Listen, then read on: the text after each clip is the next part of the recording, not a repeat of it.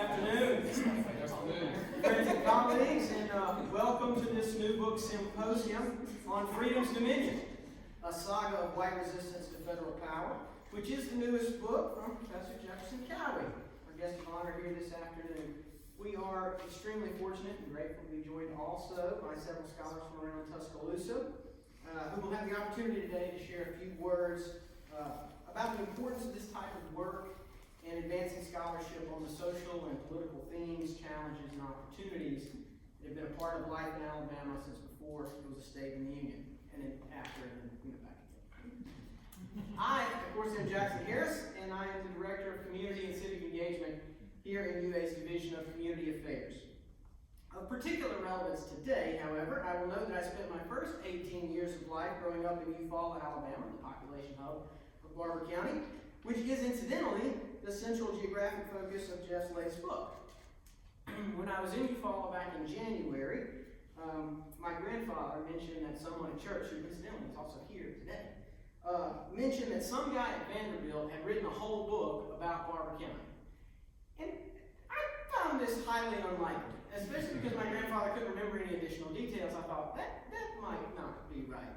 But after a quick Google for the words Vanderbilt, book, Barbour County, turns out he was right.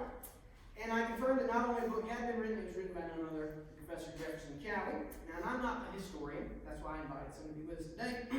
But I knew Cowie's name because he's enough of a big deal to have been featured several times on one of my favorite podcasts, The Road to Now, hosted by a bass player for one of my favorite bands, the Yank Brothers. So that is really honestly an introduction enough. If this was just an audience of me, that's clear.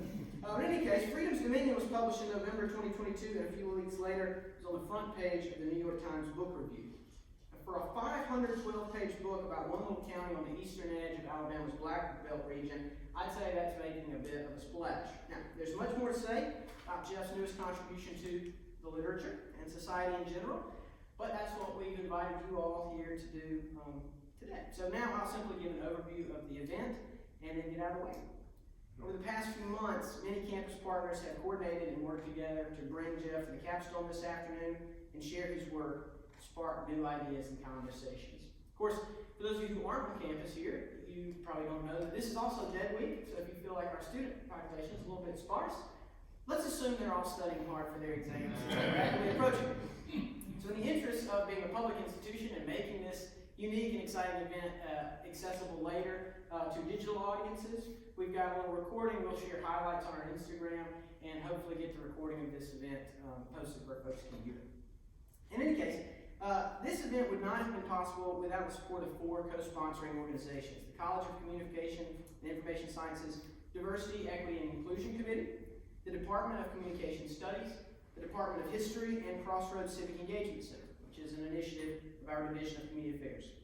Special thanks also goes to Stillman College for sharing the brilliant Professor April Cadell with us this afternoon, and to UA's Department of American Studies for sharing Professor Maren Odell with us, without whose creativity and support of this idea, we would not have had such a unique symposium-style get-together today. So, we appreciate University Libraries for sharing this excellent venue with us, and also, of course, the university facilities and ground staff who make this such a generally beautiful and functioning institution.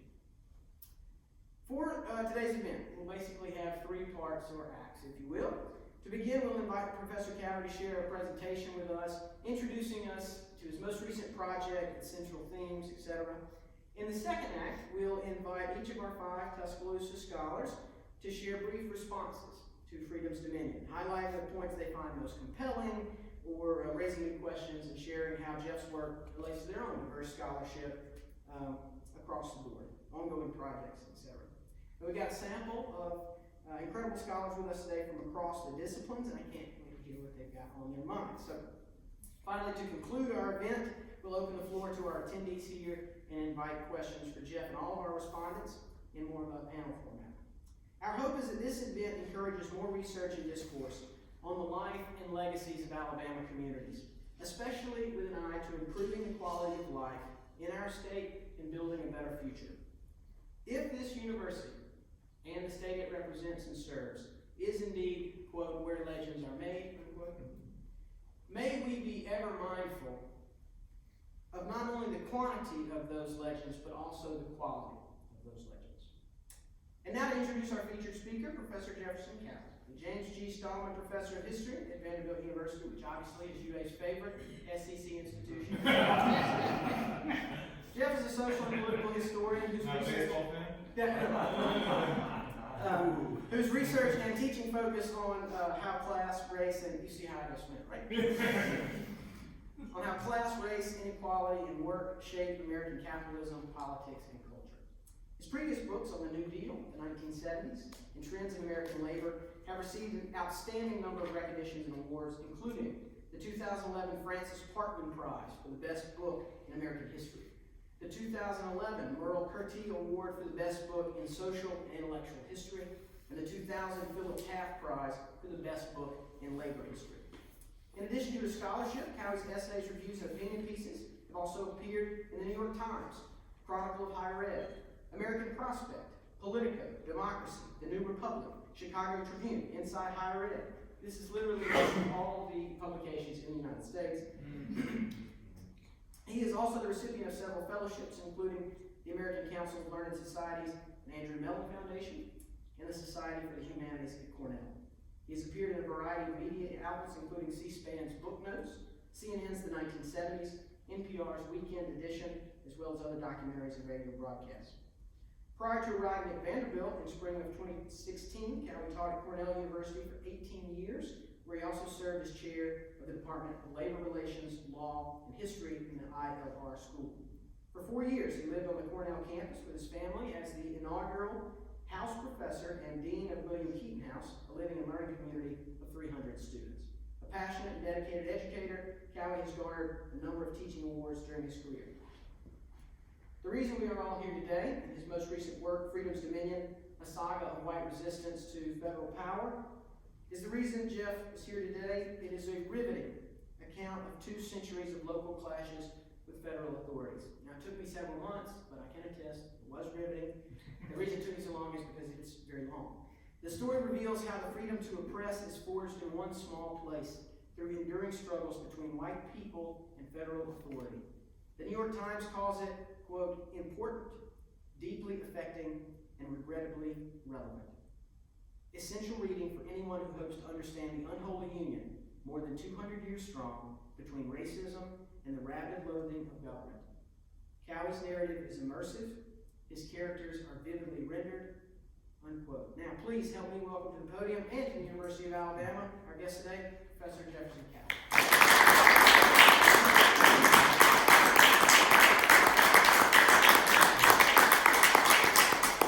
Thanks, and thanks for everybody, especially Jackson. It's always good when Jefferson and Jackson get together. Which is actually one of the core themes of the book. Are you named after me, Jackson? No, we don't go into that. Okay, well, I am named after specific Jefferson. Anyway, thank you all for coming out. This is a wonderful event because the people who are here to help us understand this book and these ideas are going to overshadow whatever I have to say. So I want to thank you all for coming as well. And so I'm going to give a very sort of schematic overview of the book because I'm hoping some of the richness will come out in some of the comments that we have from all these wonderful people. Some of them talk about this book, which I'm very honored and very happy because I've been talking about this book a lot, and I'd much rather hear what other people have to say about it than what I have to say about it yet again.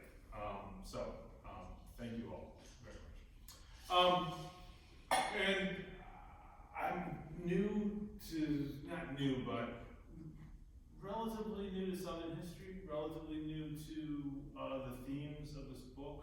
As a scholar, I was, as Jackson was saying, I was more of a labor historian, and I became interested in this idea of freedom and the problems of American freedom. And part of it was because I didn't know what it meant, and except the freedom was a full tech. I didn't know that one. I did. But the clash over what this idea meant and what people meant when they were evoking this idea, I quickly realized was not the same as what I was thinking of, what I invoked freedom.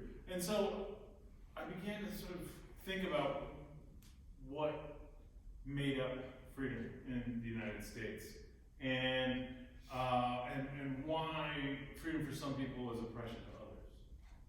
And that's kind of the question I went into this whole thing with. And then one of the questions people always ask is, how did you end up in Barbour County? It's a total accident. So I'll just get this out of the way up front. It was 20 degrees below zero in Ithaca, New York, where I lived with my family, and my four little children came to me and said, "Where are we going on spring break?" And I said, "We're not going anywhere on spring break." And next thing I know, we're in the car driving to the Gulf Coast. And then we drove through Barbour County, and I sort of, my spider senses went off, and I felt there was a story here. And so that's the sole analytical sort of framework in which I brought this question. So what I began to be, I wanted to write a story that was about a place, because it seemed to me that the question of freedom was place-based. It was rooted in communities, especially around the theme that I was most interested in, was why this freedom, this sort of patriotic value, often come in clash with federal government, and what brings that together. So the book begins with a fellow who needs no introduction probably here, but does in other places. And this is the famous 1963 inaugural address by Governor George Wallace, in which he said, "Segregation now, segregation tomorrow, segregation forever." I'm sure many of us in this room are familiar with this. And that's the iconic story of George Wallace, right? That he stood in the schoolhouse door, and all of that stuff. But if you read the speech that he gave that day, he invokes segregation 4 times. He invokes freedom or liberty 24 times. And so now we're beginning to get at this question of what I was trying to get at, which is how do we see George Wallace as a freedom fighter in his own, part of what we do as historians is try to be as empathetic to figures in their positionality as you can, to try to understand the mindset. And so George Wallace saw himself as a fighter for freedom against federal intrusion. In his world, the federal bayonets were always arraigned on the hillside about to descend on Clio or Clayton or Eufaula or any of the other towns in Barbour County. And he is from Barbour County. Now what's interesting to me about this whole thing is I didn't know he was from Barbour County. I actually, as a good historian, I got intrigued by the place, showed up, went backwards to the period of the Muskogee Creek Indian removal, and it wasn't until about 3 months later I found out that George Wallace was actually from Barbour County. So, and I spent a lot of time studying the 70s and questions of class and politics and stuff, and of course George Wallace is central to those questions. So at this point, it was fate. So I had the speech, the fact he's from this place, and that he loved local history. He literally just thrived on local history. But this presents our story. How and why do we think of Wallace? How can we think about Wallace as a fighter for freedom in his own framework, right? Not my framework, his framework. And that's the job of the historian. So I began to think a lot about what this meant. And if we dig in, we see a lot of different kind of ideas about what freedom might mean depending on who we're talking about. Starting with Samuel Johnson. Why do we hear the loudest yelps for liberty among the drivers of Negroes? Or my favorite, Abraham Lincoln. We all declare for liberty, but in using the same word, we do not all mean the same thing. With some, the word liberty may mean for each man to do as he pleases with himself and the product of his labor, while with others, the same word may mean for some men to do as they please with other men and the product of other men's labor. Or, short and to the point,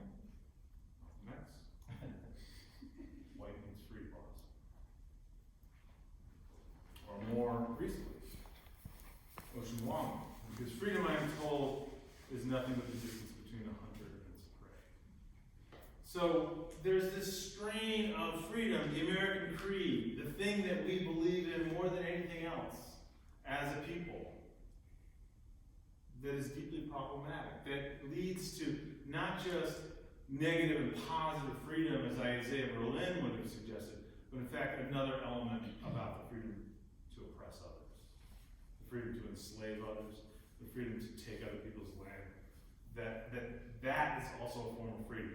And that was what Wallace was defending against when the federal government threatened to come and take it away. So I found my kind of foundational text in Orlando Patterson's Freedom in the Making of Western Culture. And you think it was hard making it through my book. Right, 2 volumes by this guy. And smart guy, but not necessarily a rhetorical artist.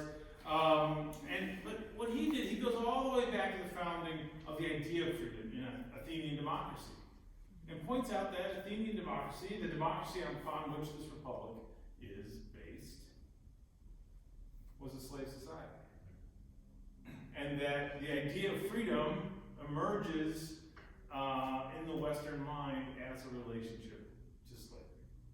That you can only understand the emergence of this Western tradition in capacity, not just as not being a slave, I am free because I am not a slave, but I am free because I can enslave.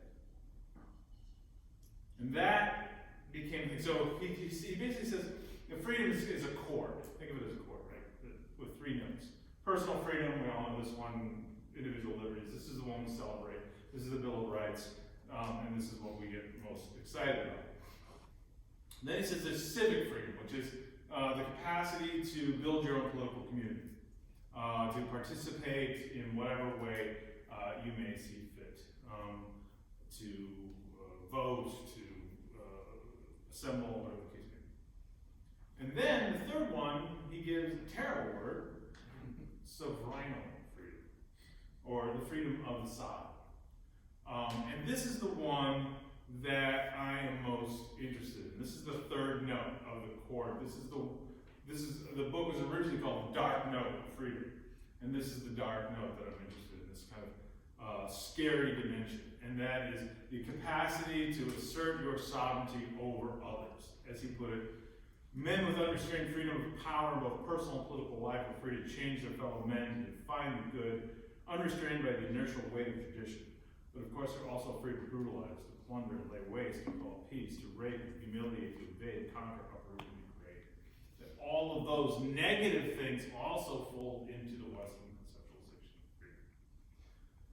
So with this in mind, so you have this inheritance from the Western tradition, deepest elements of the Western tradition.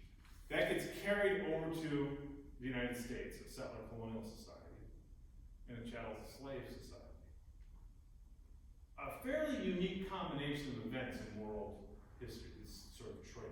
Commitment to freedom, settler colonial relations, and chattel slavery. So then this idea sort of kind of metastasizes.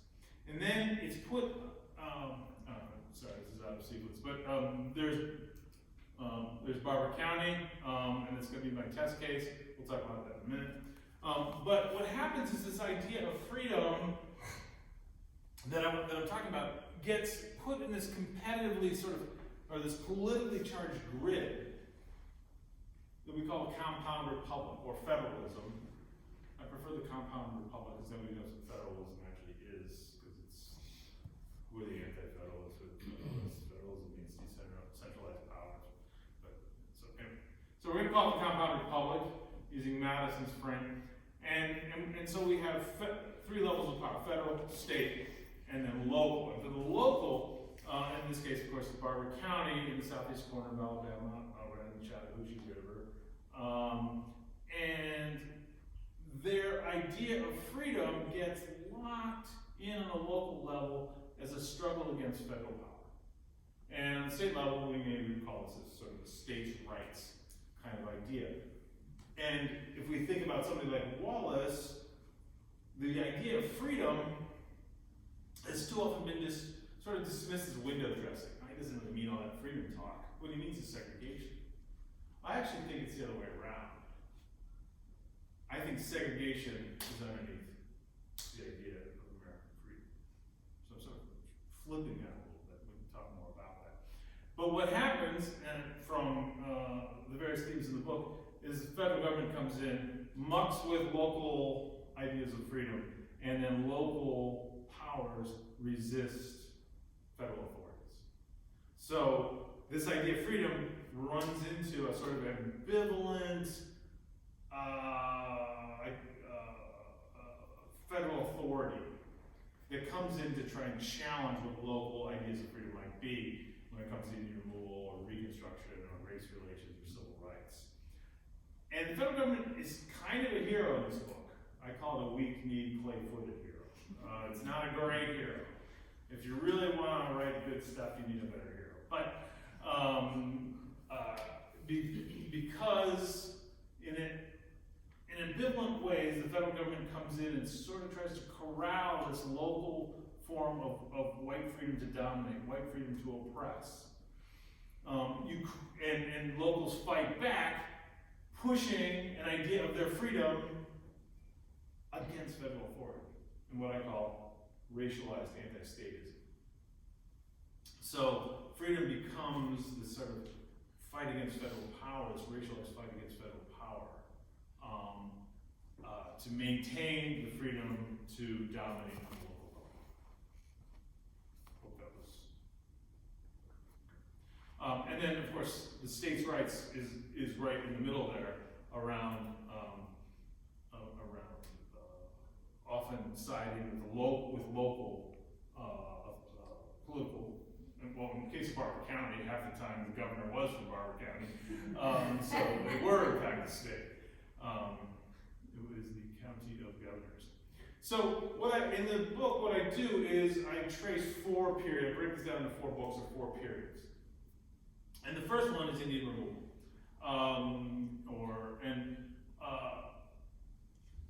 This is a very, very strange story, in the sense that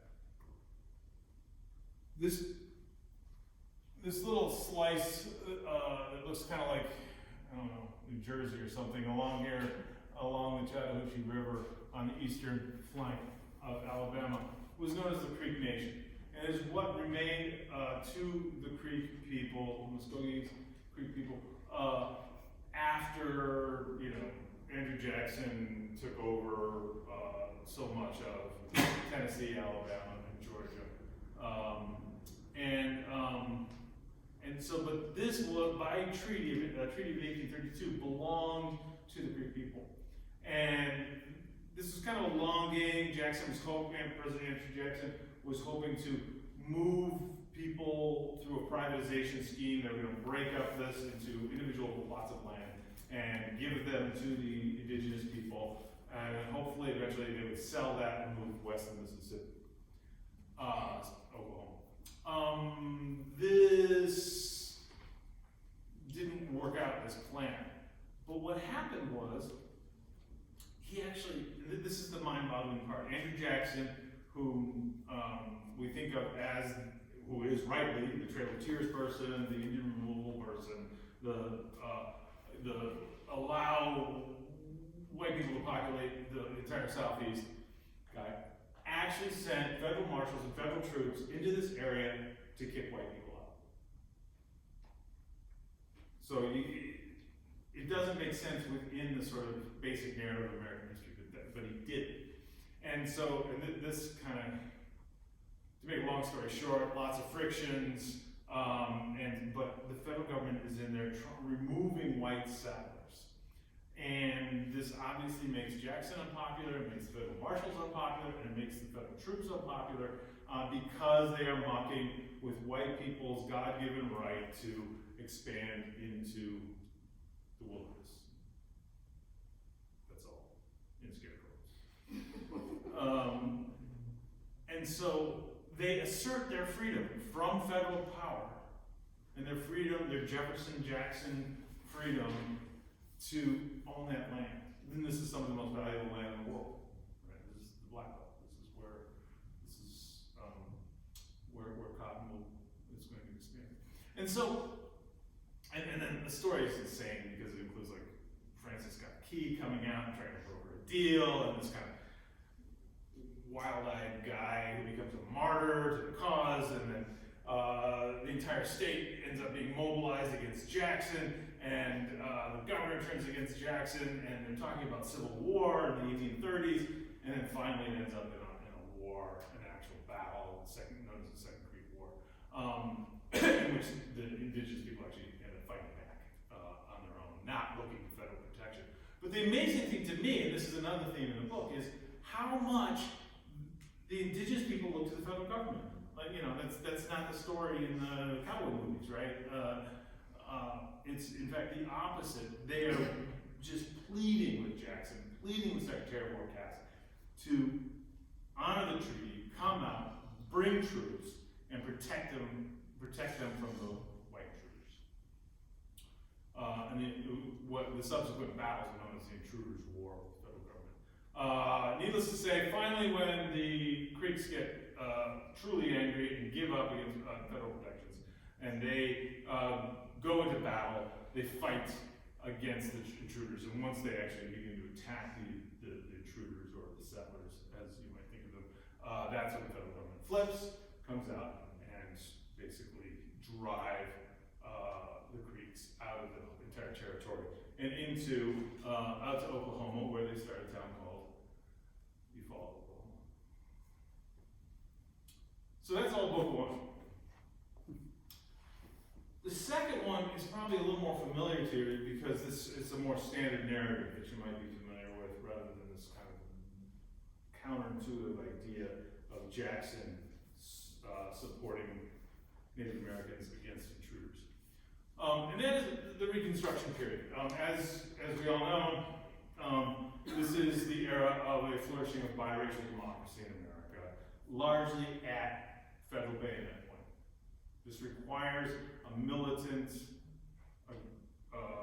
literally militant, aggressive use of federal authority to back biracial democracy after the Civil War. And it works. It works pretty well. And of course, this goes against 100 years of tradition following the collapse of Reconstruction and historiography, in which this was seen as a failure. But in fact, what we now know is it worked reasonably well. In fact, in Barbour County, it worked so well there was a black congressman was sent to Washington, D.C. Black representatives were sent to Montgomery, to the State House.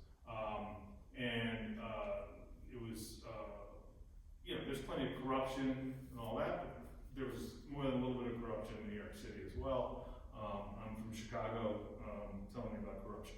I'm willing to dismiss the corruption question as a constant in American history. And what we see is this incredible moment of flourishing of democracy, again, at federal power. But what we're seeing, when the people of Barbour County seceded from the Union, they did so because they were free men. They literally, that was the idea.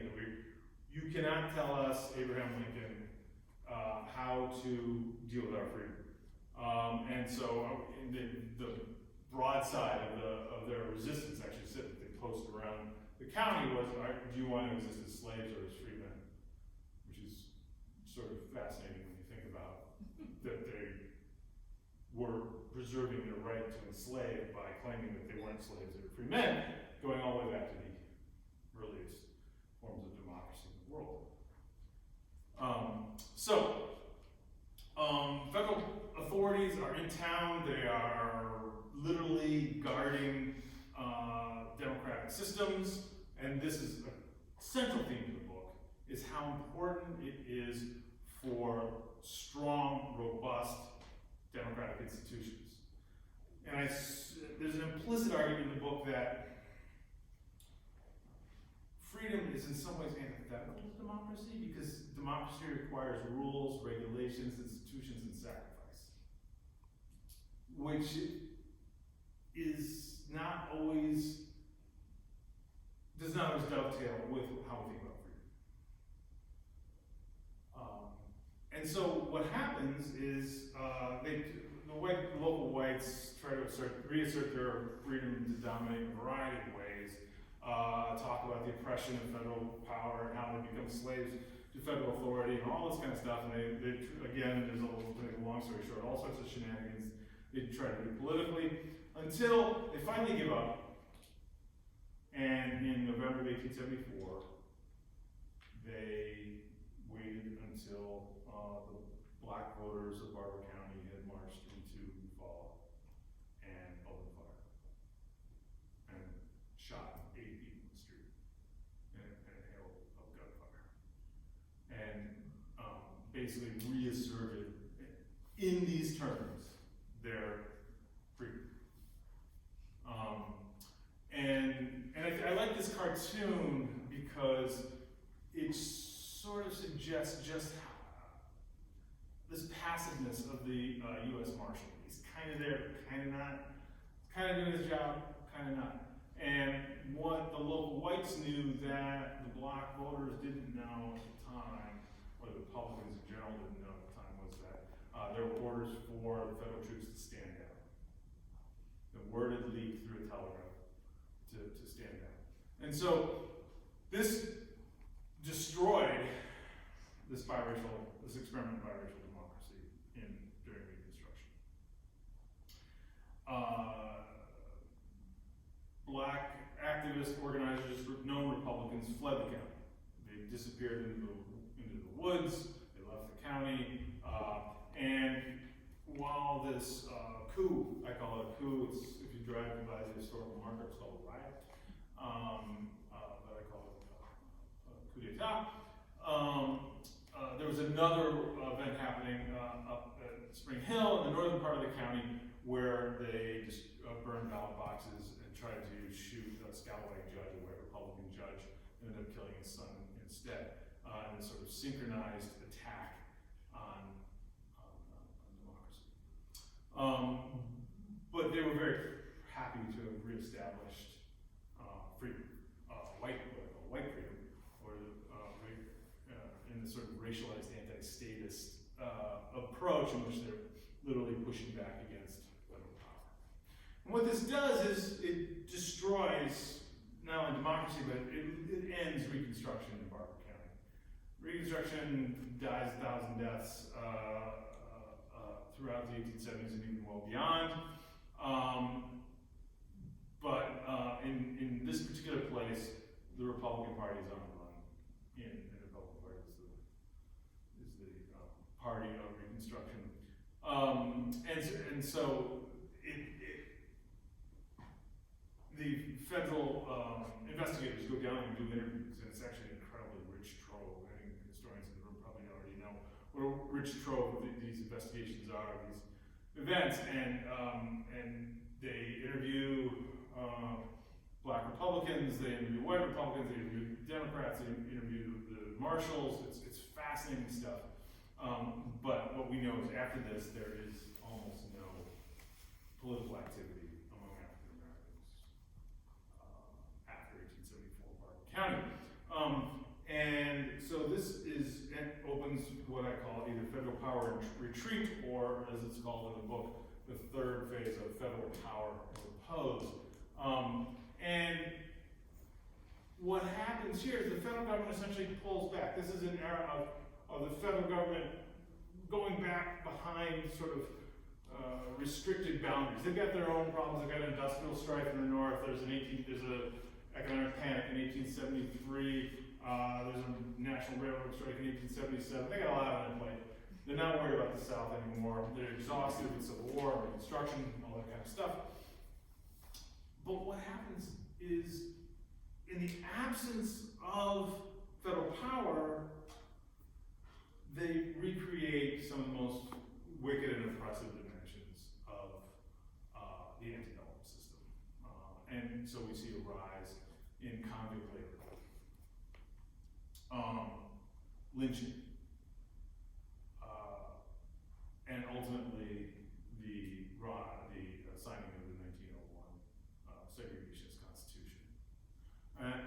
chapter on the segregationist constitution I call White Oligarchy as Jeffersonian Democracy.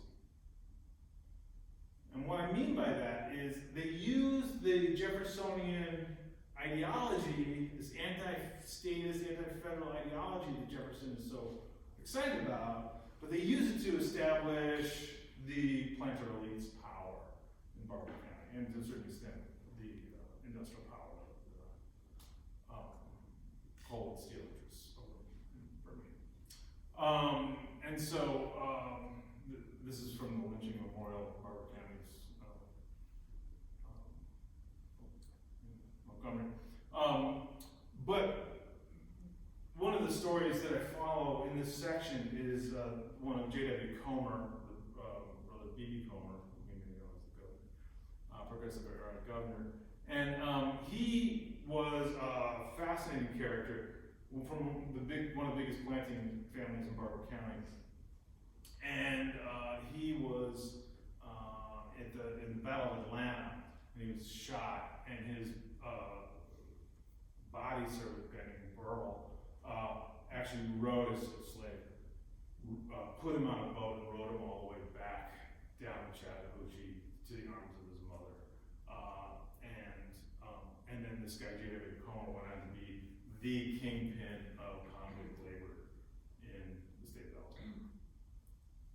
And so he funneled countless people from county jails into some of the worst labor conditions ever devised by mankind in the mines around Birmingham. And again, so I'm giving you the most schematic version possible of the story, because there's actually a New Deal dimension to this, and the rise of federal power of the New Deal. We can talk about that more. But to fast forward a little bit to the modern civil rights era, we see both the rise of George Wallace in Barbour County on a local level, and the rise of the civil rights movement, and the conflict between them. And what we see are competing values of citizenship. For George Wallace, citizenship, and the people who support him, and there are many, they want to keep federal authority as far away from Barbour County as possible. 1954, Brown versus Board of Education. This is the major federal intrusion into the questions of civil rights. And so his goal is to keep federal government away. For African American people of Barbour County, the story is the opposite. They want to be federal citizens. They want the federal government to protect voting rights, to protect school integration, things like that. So you have this kind of local versus federal ideas about where citizenship lies, where freedom lies, where the defender of freedom lies, whether it's in local power systems or federal. And so I was fascinated by the local civil rights story, because we know the iconic stories. We know what happened in Birmingham, we know what happened in Selma, we know what happened in Memphis, we know what happened in the sit-downs in Nashville, we know these stories that happen in these out-of-the-way places where the cameras weren't, where Martin Luther King never came, although he did promise to go to Barbour County, he never showed up. Where Stokely Carmichael might have been in Lowndes County, but he never went to Barbour County. And so it was really fascinating. So over here, this guy on the right was upper right-hand corner was a SNCC leader, the Student Nonviolent Coordinating Committee. And you see if you look closely, you'll see a turkey bone around his neck. And he went by the name of Daddy Bone, because he thought that part of his job was to make sort of the slumbering rise again, the slumbering skeletons. Fred Gray, here in the lower left-hand corner, Rosa Parks, attorney who fought countless federal cases on behalf of local people in Barbour County. And up here on the left, upper left is Mary Marshall, and she ran for the school board in '66, right after the Voting Rights Act was passed.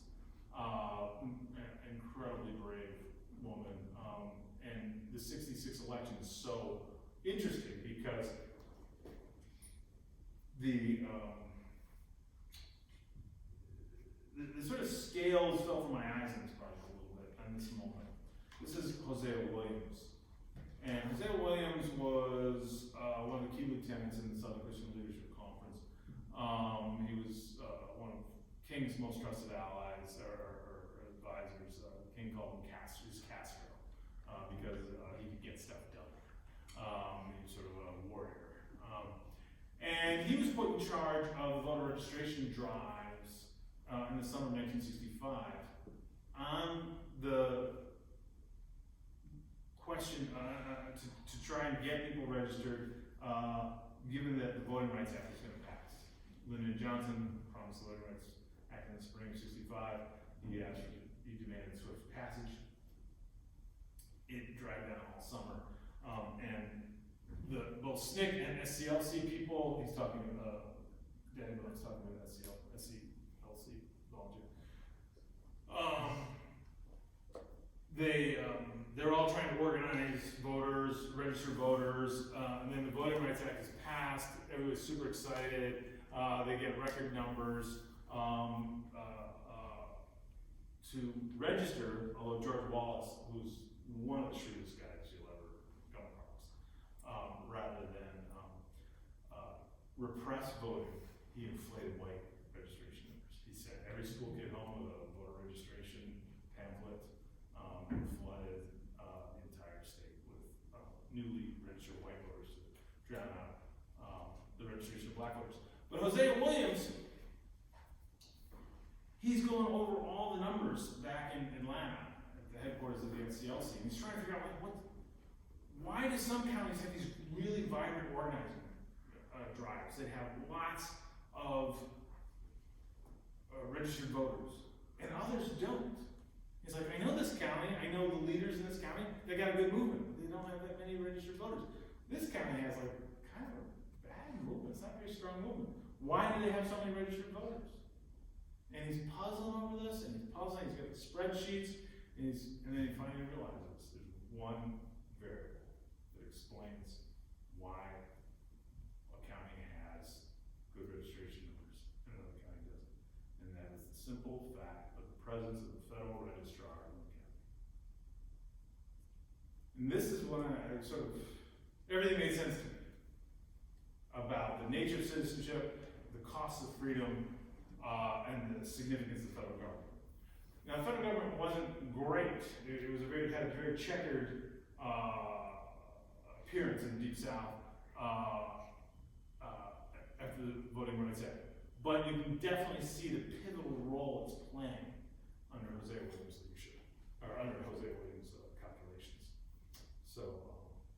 But at the same time, George Wallace is using all of this as a platform to run not just the state of Alabama, but the entire, he wants to run the whole country. And he realizes early on that his message is in a Southern one. He says, being Southern it's not about being from a place, it's about state of mind. And so he makes his famous appearance at Serb Hall in Milwaukee, where all these barrel-chested metal workers and stuff, and they love, and they play Dixie in Polish, and I think they played it 13 times or something. He runs as an independent 68, he runs as a Democrat 72, winning Michigan, winning Maryland, before he was crippled by an assassin's bullet in a suburban mall, plaza parking lot in Maryland. But Wallace, as political historians know, played this really central role in sort of moving from, as Kevin Phillips said, a Democratic past to a Republican future.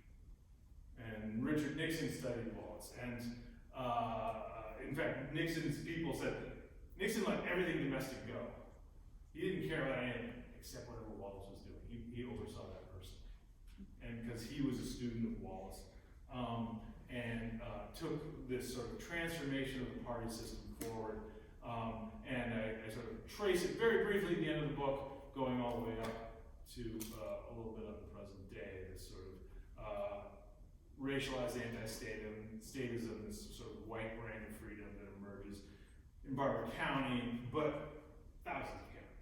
And I could be studying any one of a number of counties. I just haven't stumbled across Barbour County. And I'll wrap up with a quote from Ta-Nehisi Coates, who's actually writing about Kanye, of all people.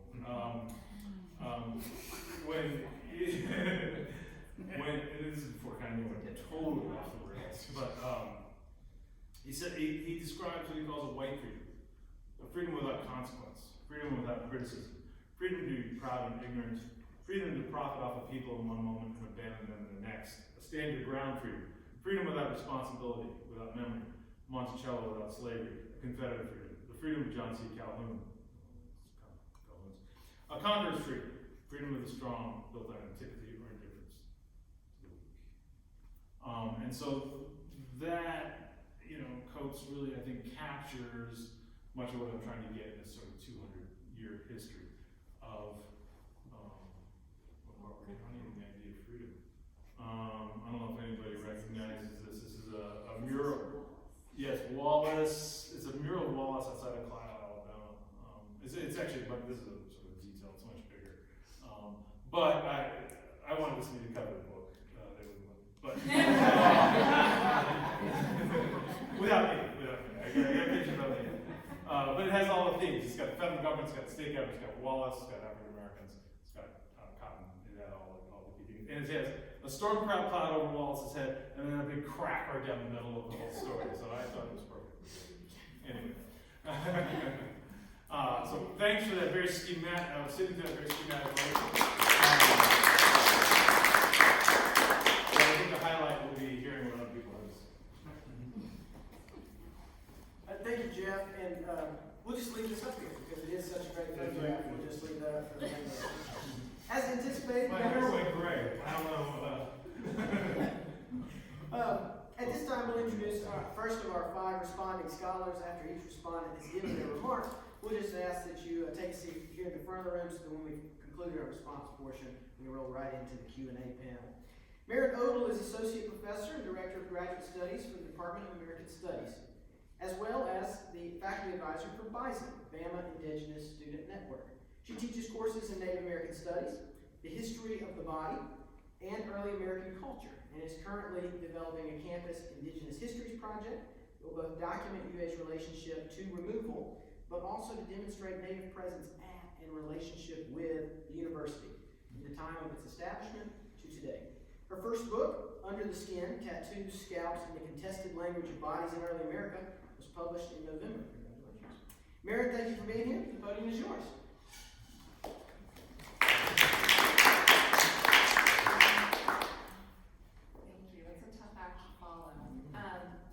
I'm so glad that Jackson invited me to be part of this conversation about this really important new book.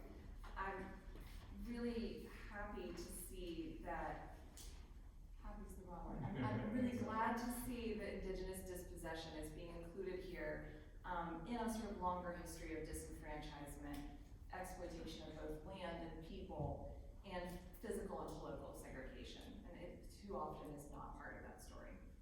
So I really value how this book takes seriously how the expulsion of Muscogee peoples from what became Eastern Alabama resulted from this insistent belief, really this political ideology, that the homelands of Native nations were so-called free land that were or ought to be available for American claims. But I was going to use my 5 minutes today to very quickly situate this story alongside where we are today, too, here in Western Alabama. So in October of 1816, the Treaty of Fort St. Stephen, which is sometimes also known as the Treaty of Choctaw Trading House, took place between representatives of the United States and the Choctaw Nation. The treaty ceded 10,000 acres of Choctaw land east of the Tombigbee River. That includes Tuscaloosa and the land on which the University of Alabama is built.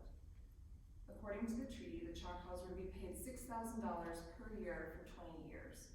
That's the equivalent, according to some of my students who did this math for me, to about $122,000 per year in today's money. The signatories included the principal chief of the Choctaw Nation, Wishwataha, as well as John Cowie, a land surveyor and close friend of Andrew Jackson, who I think pops up in this book a few times.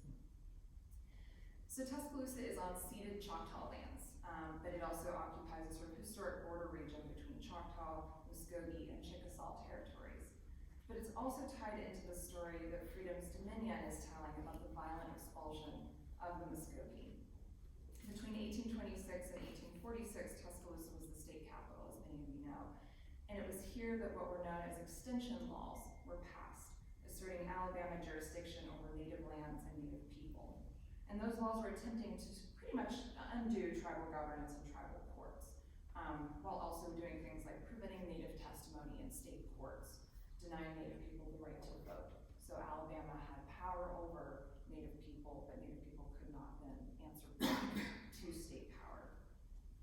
By 1832, those laws included a new law that was passed prohibiting all Creek and Cherokee laws, usages, and customs which might contradict laws of the state. And this book is highlighting how both state and federal authorities were kind of insisting, as a result of some of this, that Muskogees and other native peoples were citizens of Alabama. Although often, I think, with rather different intentions behind such declarations. What state authorities meant, what federal authorities meant by that, was not always on the same page. And as the book explains, this is as much a threat as a promise, right? Alabama used these claims to marginalize native people and to facilitate land grabs. And so one of the provisions of the Treaty of Cusseta in 1832 that this book talks about is that individual allotments might be kept by Muskogee families.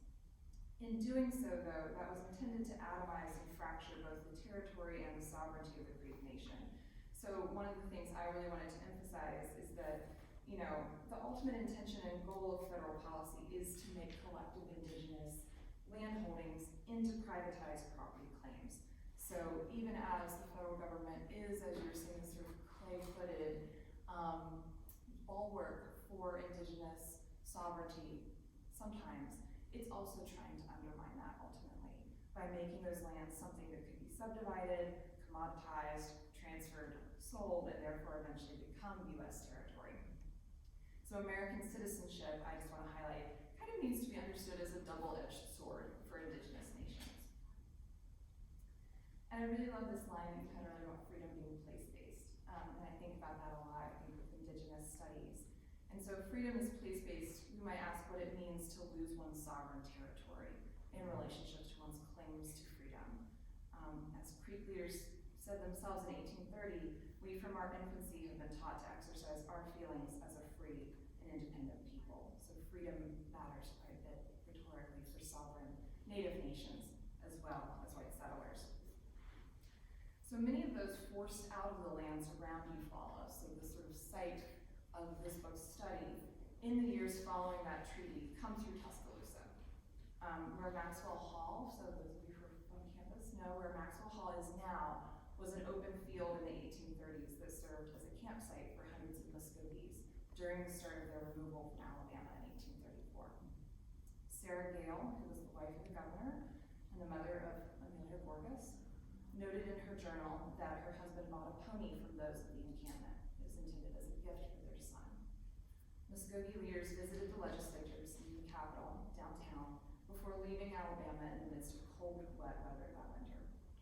The federal agent with the party wrote, "We have to stop the wagons to take the children out and warm them and put them back again 6 or 7 times in a day, 5 or 6 in each wagon, constantly crying in consequence of suffering with cold." Only 469 of the 630 people in that group alone reached their destination. So as Congressman Edward Everett of Massachusetts said when debating the 1830 Indian Removal Act in Congress, and I always love this line, he said, "Removal is a soft word, and words are delusive." And I was thinking about that when I was reading this book and thinking about also how Eufaula even is initially known as Irwinton, and then only in the 1850s becomes officially incorporated as Eufaula. So sort of after this post-removal moment, you see a sort of elite Southern class moving to take up kind of symbols and terms and place names of indigenous history and kind of claiming it and writing it back into their story and making it part of their sort of naturalization of their identity and their history. So if words are sort of delusive and slippery, place names, terms of freedom, I really just wanted to say thank you for this book, because I think it's really highlighting just how much delusive words matter.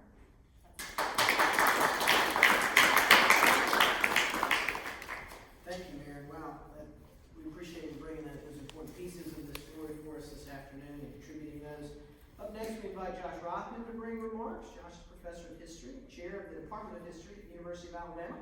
He's the author of 3 books on the history of American slavery, including most recently, The Ledger and the Chain, How Domestic Slave Traders Shaped America.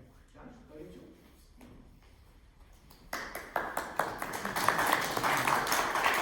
Thank you, Jackson. Thank you, Jeff. Thanks to everybody sitting in the room. Take these off, because I can't read them on. So I was reading and thinking about Freedom's Dominion in terms of its relationship to my own research, which is the task. And my research is primarily the history of slavery and emancipation. And I was struck by the fact that slavery actually does not play a particularly prominent role in the book. Slavery obviously is always sort of there, right? Jeff rightfully notes in the expansion of the cotton frontier, for example, that, quote, black slaves working black soil grew the ideology of white freedom. And I think he's very much right in arguing that white Southerners understood freedom in the 19th century as an expression of their own power to dominate others and practice a kind of racial tyranny. But, I do think, I do want to sort of just question a little bit the kind of corollary argument in the book about how ideas of freedom relate to attitudes and feelings toward the federal state. As Jeff said, the book argues that one of the core aspects of this understanding of American freedom was what he calls a racialized anti-statism. And there's a way in which that argument makes a lot of intuitive sense. If you look at how white Southerners reacted to the rising influence of the young Republican Party in the late antebellum period, to the election of Abraham Lincoln, to the mobilization of the United States forces in the Civil War, to the emancipation of 4 million enslaved people, the early years of Reconstruction, all of that, right? It seems obvious that white Southern hostility toward the federal government was deep-seated and grounded fundamentally in the idea that the federal government could not be relied upon to sustain the notion of freedom based on white dominance. But I think that centering the discussion of the relationship among, is there like a military band outside? Which is appropriate, I guess, for the Civil War. I do think that centering the discussion of the relationship among slavery, freedom, and the state in that era, right, in the age of the sectional crisis, Civil War, and Reconstruction, it skews a little bit our read of what white Southerners really thought about federal authority. I guess what I would suggest is that I don't know if it's fair to say that what exists among white Southerners in the 19th century is any kind of principled or even ideological commitment to anti-statism, so much as it is an anti-statism of convenience. White Southerners could appeal to anti-statism when necessary, but they were also perfectly willing to accept and even embrace the power of the federal government so long as they controlled it, and so long as it could be used to advance racial dominance and powerful white economic and political interests. In other words, I would suggest while there is very clearly and certainly plenty of evidence of racialized anti-statism, there is arguably evidence of racialized statism in equal measure. Freedom as white dominance was not only a matter of negating or bypassing federal authority, it is a positive program. And any number of examples might demonstrate the point. There's the 3/5 clause in the Constitution, the gag rule, the Fugitive Slave Act. There was the reality that the Supreme Court was both consistently pro-slavery and hostile to Reconstruction-era civil rights legislation. The fact that the federal government was central to advancing the cotton frontier and advancing an expansionist and imperialist war with Mexico, or that Congress never took any action against the interstate slave trade. White Southerners and their allies in Congress, on the Supreme Court, and in the executive branch, they stood behind all of these deeply racialized policies, actions, and decisions. Now again, to be sure, white Southerners did not always embrace the federal government, to say the least. As Jeff shows, they sometimes felt the federal government did not always act aggressively enough on their behalf. And it's very fair to say that there was always a wariness about what federal authorities might or might not do to advance the notion of freedom as dominance. But I think that ambivalence came mostly because the federal government was a government that white Southerners had to share. And so long as they were able to hold the upper hand in it, they were happy to deploy its power. Certainly, enslaved people felt the force of that kind of racialized statism more often than not. I think the eras of the Civil War and early Reconstruction, to a certain extent, they're kind of exceptions that prove the rule for much of American history. And those times were indeed revolutionary times. But I think it's not a coincidence that in those times, white Alabamians found themselves entirely without the ability to shape federal authority and hostile to it, precisely because they had determined that if they could not completely control it, they would rather leave and create a country instead where they could. Which is not to say that I did not really like it. because I do. But I'm going to be that guy.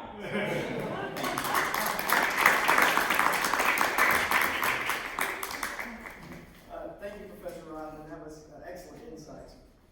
Now we invite Dr. April Cadell to the podium to offer her response. April is Assistant Professor of African American History and Culture in the Department of Social Sciences at Stillman College here in Tuscaloosa. After graduating from Spelman College, April earned her master's and doctoral degrees here at the capstone. She currently also serves on the board for the Coleman Center for the Arts in Lark, Alabama. April,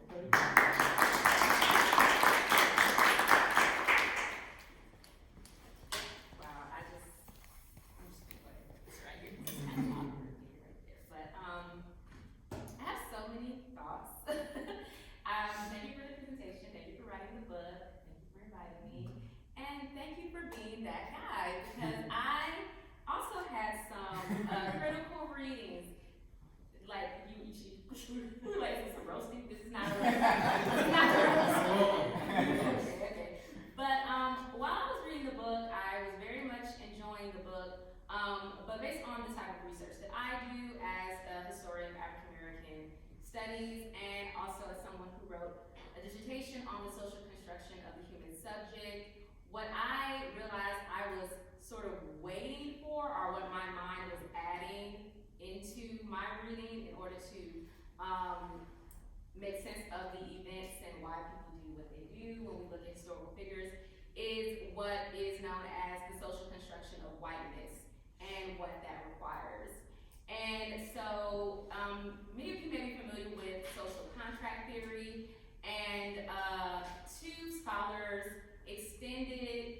criticized and extended social contract theory by bringing in the unspoken but very real and consequential contracts that we have in relation to gender or sex, and you can say by extension sexuality, and race. Carol Adams wrote a book called The Sexual Contract, and then Charles Mills wrote a book called The Racial Contract. And in that book, he opens it with a quote from the African American community that says, quote, "When white people say justice, they mean just us." And so that's what I was thinking about when I was hearing these accounts of what freedom meant to different people, because as someone who has studied the civil rights movement, and also rest in peace to Harry Belafonte, who passed away today, freedom is something that is very much invoked by civil rights activists in freedom songs. They're called freedom songs.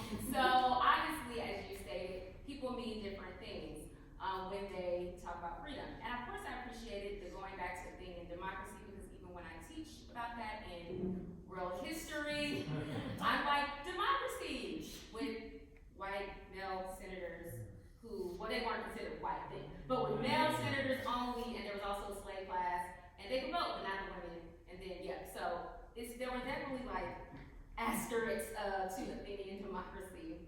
But in the social contract, are in the racial contract, what is important to note is that white people have expectations in this contract. So even when white people are born, of course, like a child who is considered white doesn't know they're entering into a racial contract. But as we continue to live, we become aware of these contracts that we are in based on different elements of our identity, our gender, our race, and so on. And so with the social construction of whiteness, white people are beneficiaries to different degrees, of course, because there's also class, there's also gender, but they are also signatories. And as signatories, they can be very vocal proponents of this racial contract. They can be kind of silent, but silence can also be a subtle way of agreeing with this contract. And then there is the worst as far as whether or not you want to be a race traitor. I don't know if that's a white goal for you as white people, but a white person who is a race traitor is someone who is vocally opposing this racial contract. And so they're not only saying, I don't want to be a signatory, they're also saying, I want to tear it up. And so in doing that, they become a race traitor. And so as I'm reading the book, I'm noting the ways in which white people are not complying, according to the standards of other white people, to this racial contract is linking them to being seen as race traitors. Lincoln, who was not the most vocal abolitionist at the beginning of the Civil War, is a race traitor. A member of Barbour County who says, well, maybe we should end slavery because it is not good for the morality of white citizens, is considered a race traitor. So the standard can be very small for what someone has to do. And then there's also, with the South, the idea of not only being a race traitor, but also being an outsider. So martyrs of the Civil Rights Movement included white people, and some of those white people were outsiders of the South, such as Reverend James Reed, who was killed in Selma, Alabama, and also in the same year, 1965, at the height of the voting rights movement, Viola Liuzzo, who was a housewife who also came to the South to support the Civil Rights Movement. So for the social construction of whiteness, there needs to be white people as signatories, and because that is necessary, there can be great opposition and even violence towards white people who oppose the racial contract. And then the other piece that is essential in the social construction of whiteness is the subjugation of non-whites. And of course that looks different because non-whites is a large category. So in settler colonialism, that is the removal or the pushing out of indigenous people, but also in chattel slavery as a institution that is the labor and the exploitation of black people. And so after the Civil War ends, the sites, as I say to my students, you know, if you're really invested in this contract, imagine going from seeing the racialized enslaved people who worked your land to being able to vote, being able to buy land, being able to start their own businesses. This is a major identity crisis for someone who is very invested in the social construction of whiteness that requires a subjugation of non-whites. And it is these two things that really drive the actions of the people and the players in everything that happens in the book. And it was a good book. Those are my thoughts, and thank you for having me. Thank you so much for your insights and expertise, Professor Cadell. Appreciate that. Now, back in January, when I told Jesse Owl that Jeff Cowie had written a book on Barbour County, he immediately texted back and said we should bring him to campus. And Jesse's played a major role in making this event happen. When I told Jeff that two sponsors of the event would be the College of Communication and Information Sciences and the Department of Communication Studies, Jeff was surprised. He thought communication seemed like a weird place to put this book, but in the presence of witnesses, I hate to break it to you, you wrote the book about communication and rhetoric and memory. So it's fitting that Jesse's come to add to our panel here. Those of us who study rhetoric and public memory will know this has so much there to work with, and it's in our literature now, whether you want it to be or not. And also, I imagine it would be difficult to write any book book mentioning George Wallace without having to also make contributions to the study of rhetoric. Jesse Ole is an associate professor of communication in UA's Department of Communication Studies. His research is focused on war rhetoric, visual rhetoric, public memory, and public communication. He has even written about the history of memory related to the Boll Weevil statue in Enterprise, Alabama. Outside of his academic work, Jesse is on the National Advisory Board for Reparation Generation, the Advisory Board for Building Bridges Institute for Racial Reconciliation, and is co-founder and member of the Board for Tuscaloosa Action. Jesse, the podium's yours.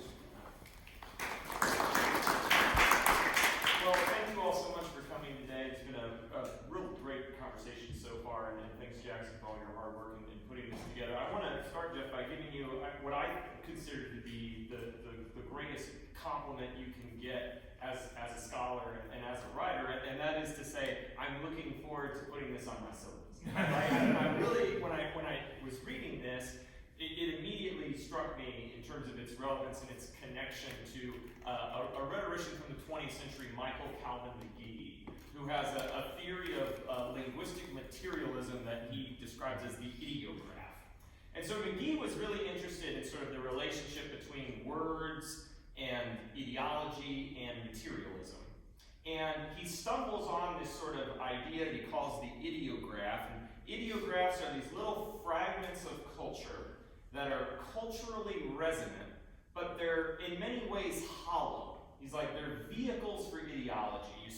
You input whatever kind of worldview you're hoping to accomplish, and then the rhetorical power of the concept ends up having the momentum. And that's precisely what freedom is, right? That's a really good, when you began and you're like, I'm looking at all these examples and they all say freedom, but I don't know what freedom is. McGee was like, that's precisely the nature of an ideograph. It's so powerful that it becomes somewhat ubiquitous. And I think that, if you were to talk to people and you're like, what unites all Americans, which is always such a crazy, fun thought experiment, right? And they're like, we all love freedom.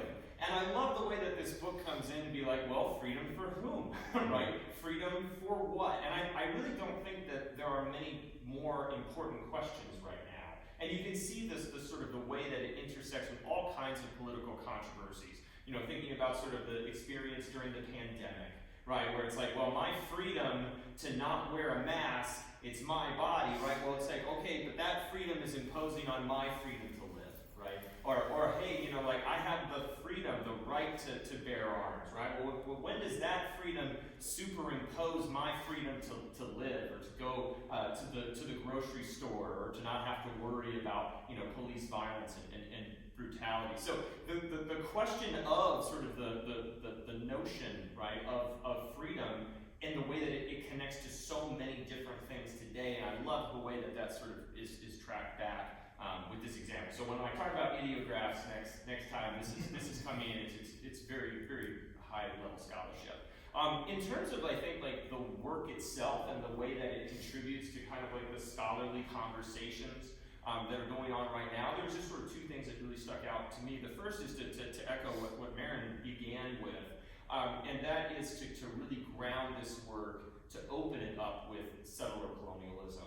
I'm a part of a few different organizations that are pushing for reparations at the federal level, and the notion of tracking settler colonialism into or inputting those into those efforts, it's really, really complicated. And it ends up sort of at a political level, even though everybody knows that what we're talking about has its roots in indigeneity, it's very hard to get a kind of a cross-cultural coalition together to be talking about those issues. And so I really think that that's a profound and important contribution. And then the other thing too, I think is really interesting, is that we're seeing a lot of these sorts of efforts right now when it comes to public history, these sort of overt confrontations with our collective mythos. And by our, I mean sort of like white institutional. You think about it again, sort of like the University of Alabama itself, right, as a monument to the Confederacy. And I think that what your book and what a lot of others do that I think is really important is it sort of tries to, in some ways, demystify, right, these sort of narratives, these very palpable, stories about sort of white victimage, right? And I think that confronting confronting that with the truth, right, is a really important first step. But one of the efforts and interests that I have in sort of going forward is the extent to which the truth really can sort of set us free. And I think that, at the same time that like lies need to be confronted with truth, one of the lessons I think from some of the examples you bring up is just how powerful kinetic fictions can be. And when thinking about, again, sort of what made the Confederacy a perpetual project that won lost the war, wins the Reconstruction, a lot of it comes back to, again, George Wallace and these figures who are really profound storytellers. And I think that what's really interesting about sort of the move forward is that if we're really interested in tearing up those contracts, right, and building sort of an anti-racist future, I think we have to be comfortable with telling, perhaps better lies as much as we are uncovering truer representations of history. And so I really like what this is doing in terms of sort of pushing that forward. But again, thank you so much for coming and for this wonderful conversation. It's been a real pleasure. Thank you, Jesse. Powerful remarks as always. And now to bring us home, we turn to Professor Carrie Frederickson. Carrie teaches U.S. and Southern History at the University of Alabama. She is the author of 3 award-winning books, including Deep South Dynasty, The Bankheads of Alabama, which was published by the University of Alabama Press last year. Professor Frederickson, thank you so much for being here. The podium is yours. Okay, I know that we've kind of gone a little bit long, and I would just encourage you, if you're so inclined, get yourself something to eat. We're going to be here even longer, so I will not take minutes, right?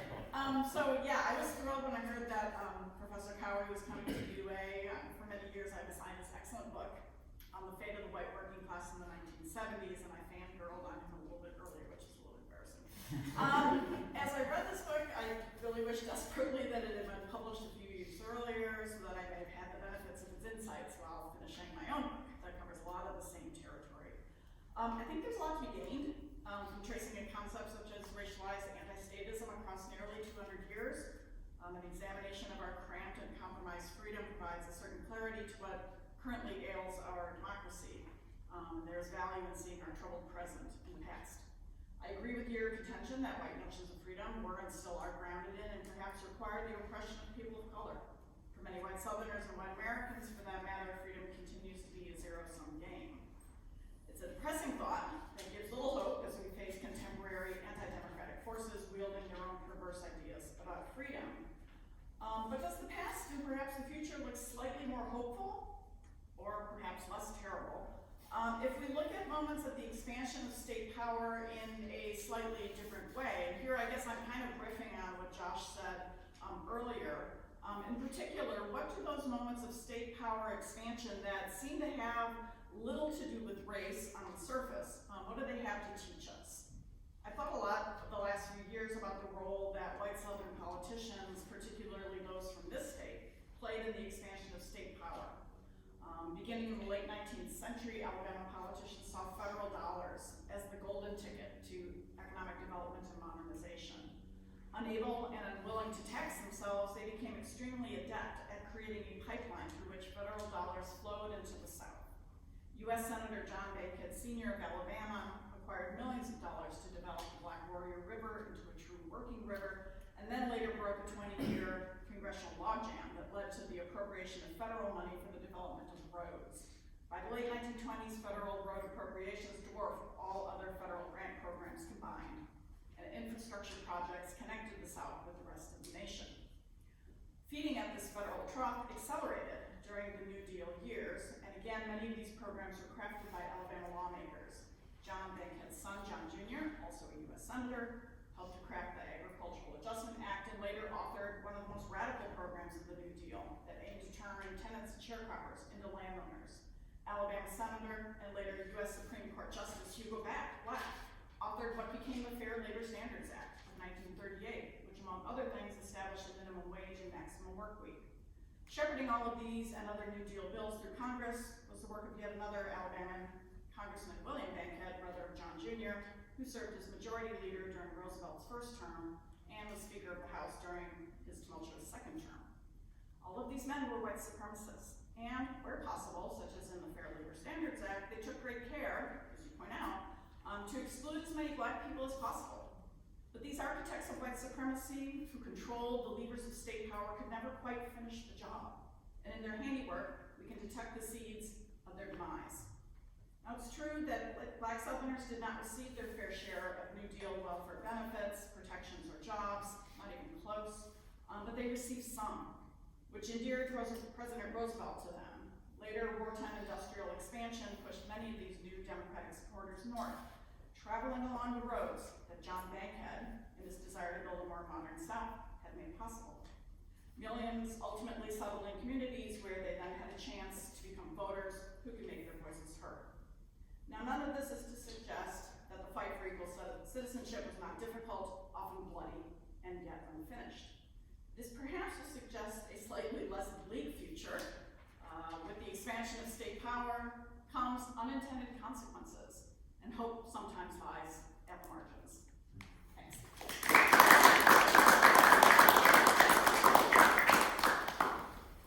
Thank you, Professor Frederickson. What a strong finish to our scholarly response portion of the afternoon. To echo what she just mentioned, we do have very nice brownies and infused water. And big thank you to Liz Leary from the Division of Community Affairs for helping us out with our refreshments today, as well as Karen Bowen for helping us out with our tech today and making sure that we get this captured for people who couldn't be here. For those of you who have somewhere to go on the original schedule of 5:30, then nobody's gonna holler at you to take off. But for those of you who are here to interact, then this is now your opportunity. In just a moment, I'll encourage any attendees, since it's a small room and we got pretty good acoustics, to just raise your hand and to share a question. But since there were some direct offerings to Jeff, I'll give Jeff the floor. If Jeff would like to begin our responses, and then we'll Videograph, if I've ever heard one. So Jeff, if you'd like to respond. Oh gosh. Well, I'm curious what anybody else in the room has to say. I have something to say to everybody, but I really appreciate the readings. It's such a much more interesting. This is such a much more interesting format than just a one-way talk, right? I mean, having you five people weigh in on this is just so much more dynamic and rich than just one person blathering to a crowd. So this is I'm really I'm thrilled. I'll just try and just go really fast and make a couple of comments. One, I think the state, as Jackson loved dumping the state, the Indian question on the state level, right? That was his secret weapon, I think, and Claudio Sant says this as well, and I think that is true, and it really revealed his cards in a lot of ways, what it was trying to do. So I completely agree with you about that.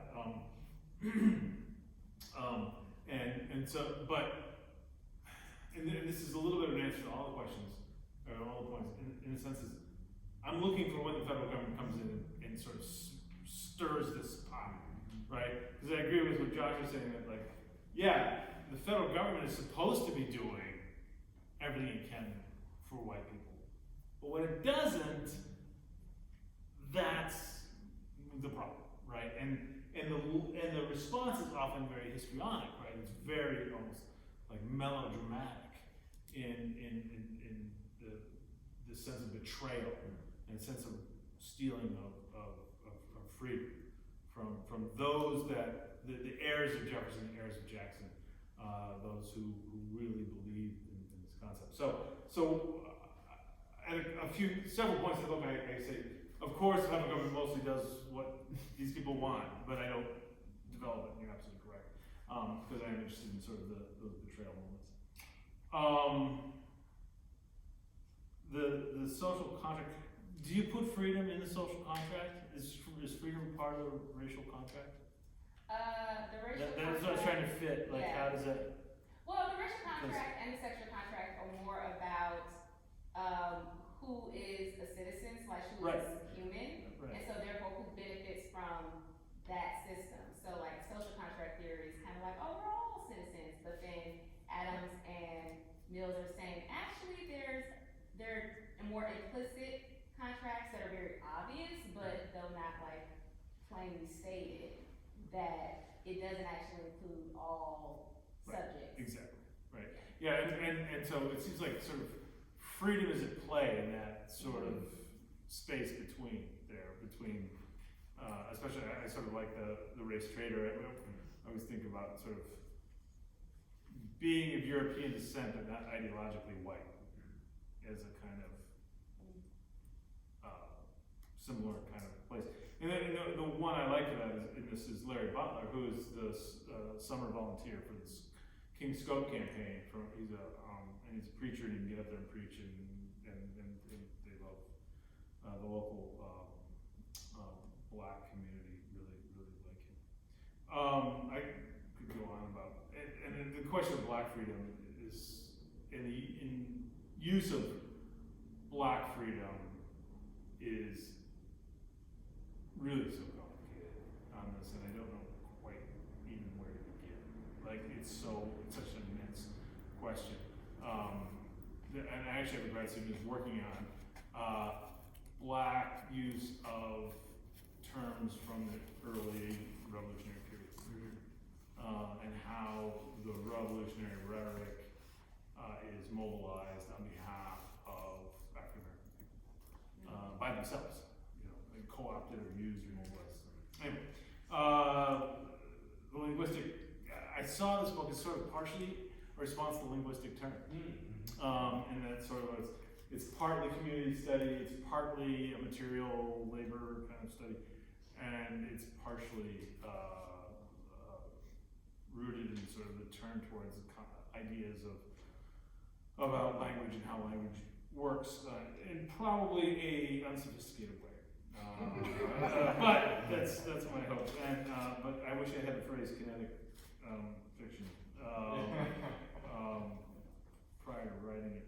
And then finally, I'm sorry to just rip through this all, but George Packard in the Atlantic called the book a gem of the new fatalism. I was personally hurt by that, but and so I understand what you're saying, but I do see that federal power as the source of hope for this, and federal citizenship. So I mean, for my book, the first thing you have to do is say put voting rights on the federal level and get it out of the state. I don't disagree. No, I know you. Oh, okay. I know. Oh, of course not. I hear what you're saying. Yeah. I'm defending myself. Well, you point out, so by talking about Bankhead and all these other people, you point out a problem of the model of history, which is I drew a line around this weird place and said, okay, if it penetrates this space, then I will write about it. And for the most part, I won't unless it ties in. Right. And that meant a lot of people left by the wayside. Yes. And no, I mean, I think you had to talk about the Bankheads. But the progressive Southern. As I was reading this, I'm like, holy shit, there's so much that comes out of Barbour County. Really, even before not knowing that Wallace was there. But it's a choice you make as a historian, right? When you're writing a book, okay, what's my concept, right? How am I framing this? And I think overwhelmingly it's very successful, right? Great book, beautiful read. A lot of historians aren't very good writers. You are not one of them. But it does, I think, in terms of sort of how the state functions and what the state does, it kind of sort of flattens out that story in a way that I think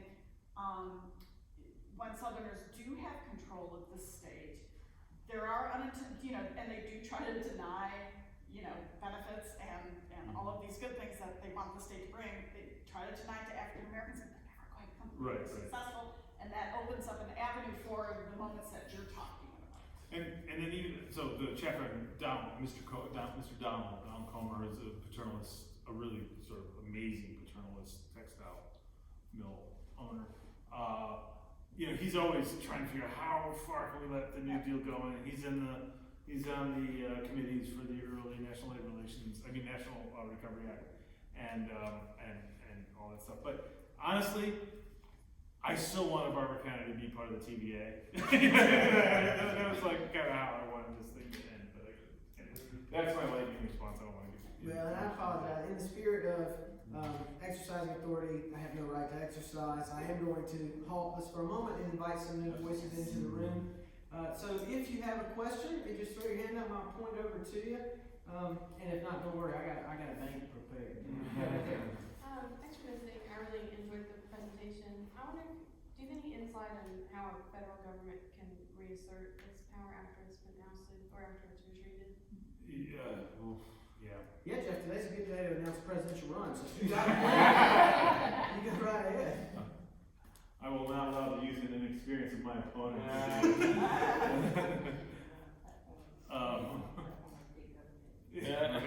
Yeah, I mean, we're in an interesting place, right? When the era of big government's over, right? And that's a line that came from one of the most important Democrats of the post-1980s era. So my thinking is a long ideological, linguistic kind of struggle towards thinking about democracy rather than freedom. And that's kind of my direction that I would like to go. And so, like I said earlier, democracy requires rules, it requires institutions, it requires sacrifice. And it requires a functioning sort of governmental authority to make it work. And so, I don't want willy-nilly federal authority. I'm not a fan of a great deal of what my tax dollars do.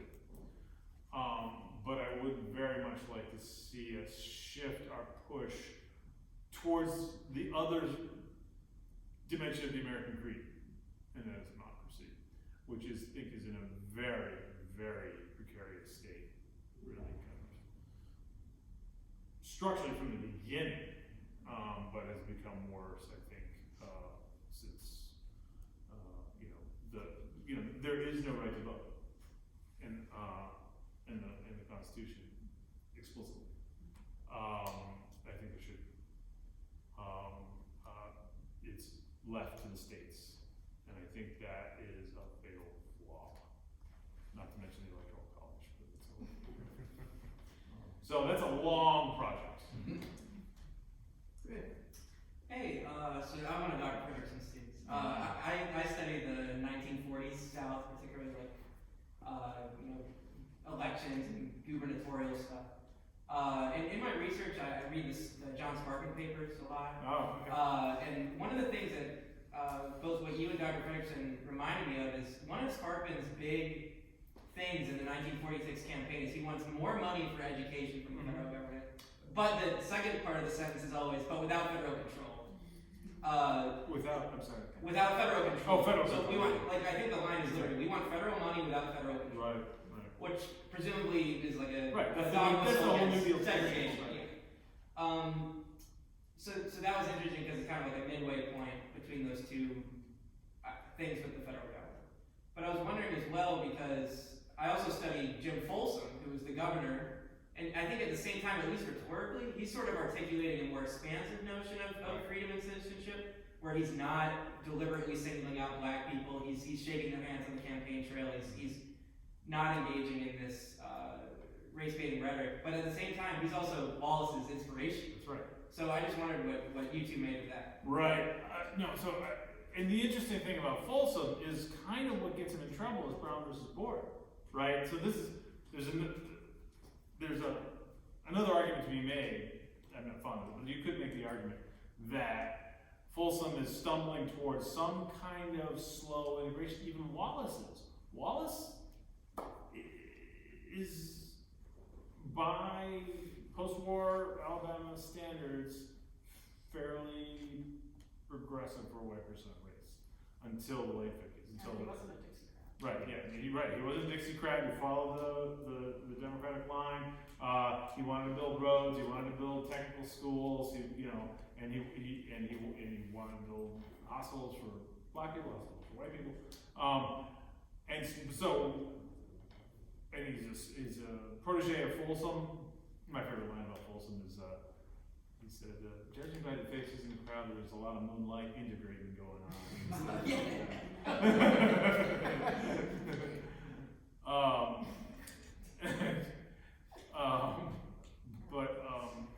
But So Wallace, my favorite line about Wallace is that he could have parachuted into the Albanian countryside in the late 60s and become head of the Politburo in a number of months, right? Because he's a political beast. And in the early 50s, he sees a sort of daylight around a very slow integrationist kind of vision and infrastructure spending, right? After Brown and after the Civil Rights Act of 58, now you know which political levers to pull. And so, and it hinges on federal power in both. So he becomes the fighting judge when he refuses to give the voting, the ballots to the Department of Justice after the 58 Civil Rights Act. And so what it does is it creates political opportunity. And Wallace is a genius of political opportunity. And so the federal government coming in, both of those things, that 1-2 punch of the Civil Rights Act, we forget about that Civil Rights Act because it's overshadowed by the 64 Civil Rights Act, but it was really important. But that's what allows him to become a fighting judge. He gets to push back, and so it forecloses that lingering populism, I think, that's still there, left over from some of the 1890s. Reuben Cole was the populist gubernatorial candidate, also from Barbour County, that he sort of hoped for as well. Let me open the doors for, we got 2 great student questions there. Any other responses from our scholars here on either the question of what should the federal government do? Well, I definitely agree that federal citizenship would be nice. You know, when I was recently teaching my students about the Dred Scott decision and about how the Supreme Court ruled, well, it's not fair that basically Dred Scott isn't free, but also since he's classified as property, it's not fair that a citizen of the United States can't take their property from one state to another without it being considered illegal in another state. And then I was like, wait a minute, what about marijuana? Like, I was like, if I am in a state where marijuana is legal, if I go to another state where it's illegal, like here in Alabama, then I could then be penalized. So there are a lot of ways in which having different laws, having up to 50 possible different understandings of something can be difficult, especially with interstate travel, and also in relation to like reproductive justice and access to reproductive health. So that definitely is, I think, something that people take for granted when they aren't most affected by laws that change state to state. Whereas for those people where laws and what we can and can't do change so much state to state, it really affects like where do I want to travel, where do I want to live, where do I want to get a job. And so it's definitely something to consider. Maybe we should start a federal citizenship political party. Like we need any more political parties. Real quick, my friend Brian Simon and I are tentatively working on a piece called "Abolish the States," a modest proposal. But we're looking at wage differentials, OSHA, EPA differentials, things like that shape the location of business, reproductive rights, like all that kind of stuff. So they're supposed to be laboratories of democracy, but they're sometimes the opposite. I suspect your proposal is going to go over big in Texas. Yeah. The only thing I was going to say, just hearing you all talk and thinking about the federal government. So I taught a graduate class on Reconstruction this semester, so thinking a lot about Reconstruction. Mm-hmm. And one of the books we read was Foner's book about the remaking of the Constitution, constitutional amendments of Reconstruction. And the truth is that the right to vote is in the Constitution. It's in the 15th Amendment. Federal citizenship is in the Constitution. It's in the 14th Amendment. We just have to make a choice and have people in authority who are willing to read the Constitution that way. A lot easier said than done. And the 15th is not a great amendment. Particularly given the composition of the Supreme Court now, right? And truthfully, the composition of the Supreme Court throughout most of American history, right? The decisions that we like to hold up, things like Brown versus Board of Education, Roe v. Wade, whatever you are, you're sort of liberal persuasion, they're aberrations in the grand scheme of the Supreme Court. But I think Fulmer makes a good point. It's an optimistic point, which is not generally the road I go down. But he's not wrong that the ingredients for these things, they're already there. There are a lot of structural impediments to bringing them into operation. There are a lot of different ideas about what something like federal citizenship actually means. But it doesn't require anything radical or new to say that there is a federal right to vote. Right? You're right, it's not in the original Constitution. But in the 15th Amendment, it reads, the right to vote shall not be infringed. That is the right to vote. But there's a read of that could say, whatever rules are brought to bear, just like the Voting Rights Act of 65, whatever rules are brought to bear, they must be fair, right? Right. But those rules are on the state level. That is so a read. I think it is the read. Well, it doesn't have to be the read, is my point. It doesn't have to be. And then one of the great, Native American history, one of the great ironies of the 14th Amendment, of course, is Native Americans are excluded from birthright citizenship. Which is just like. On that note, Professor Odom, anything that's coming to mind? I don't leave you out. I feel so far away from you. Well, no, since you said that, yeah, I guess I am still thinking about the tensions of citizenship for indigenous people, right? And so Really complicated.